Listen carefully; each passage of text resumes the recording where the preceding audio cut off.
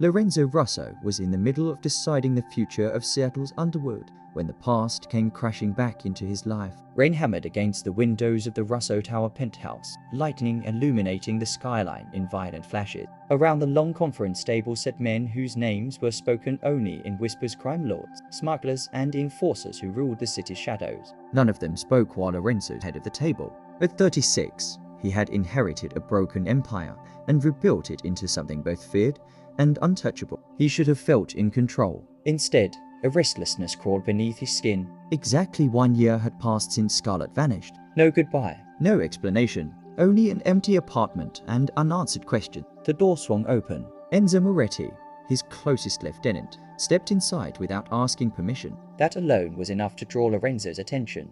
Enzo's face was pale, jaw tight. "There's a situation at Seattle General," Enzo said quietly. "A baby, 4 months old. She's dying." Lorenzo's eyes flicked back to the map on the table. "Then let the doctors handle it." Enzo swallowed. "The mother's name is Scarlett Hayes." The glass in Lorenzo's hand slipped, shattering across the marble floor. Silence swallowed the room. Scarlett. The name he had buried under work, blood, and sleepless nights. He stood so fast his chair crashed backward.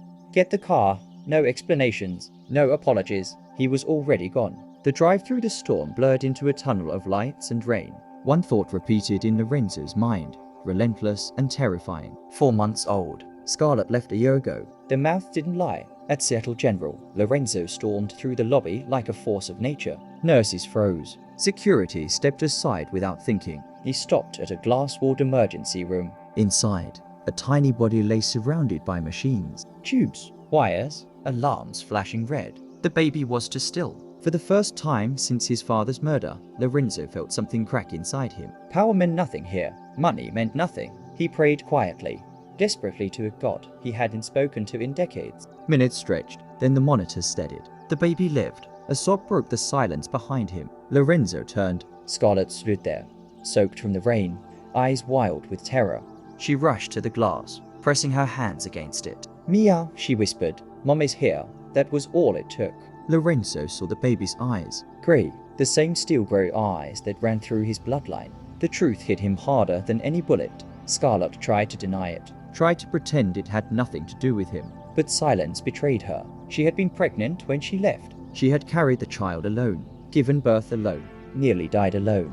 Lorenzo listened as the truth spilled out in broken fragments. A year earlier, his mother, Valentina Russo, had come to Scarlett's apartment. She had revealed Lorenzo's real life, his crimes, his enemies, his blood-soaked history. "If you stay," Valentina told her, "you and your child will become targets." Scarlett believed her. She left without telling Lorenzo, convinced she was protecting them both. What followed was survival at its rawest. Cheap rooms, multiple jobs, hunger, pregnancy without rest, a brutal childbirth that nearly killed her, a newborn raised in poverty. Lorenzo felt something inside him fracture beyond repair. When Enzo later confirmed everything, recordings, threads, proof, Lorenzo confronted his mother and severed all ties. But another man had already noticed the shift. Victor Castellano. Victor Castellano had waited 20 years for Lorenzo Russo to show weakness. When his informants told him about the baby, Victor smiled for the first time in years. A daughter, a lever. The first strike came quickly.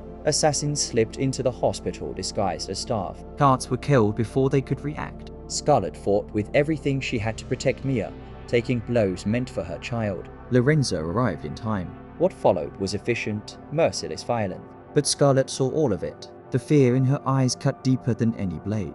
For Mia's safety, Scarlett agreed to stay at the Russo estate. Lorenzo changed, not all at once, not magically, but he learned. He learned how to hold his daughter without shaking, how to warm a bottle, how to sit quietly beside a crib at 3 in the morning, whispering nonsense lullabies in a rough, off-key voice. Scarlett watched from a distance, conflicted and exhausted. Then the scandal broke. Scarlett's past was dragged into the open.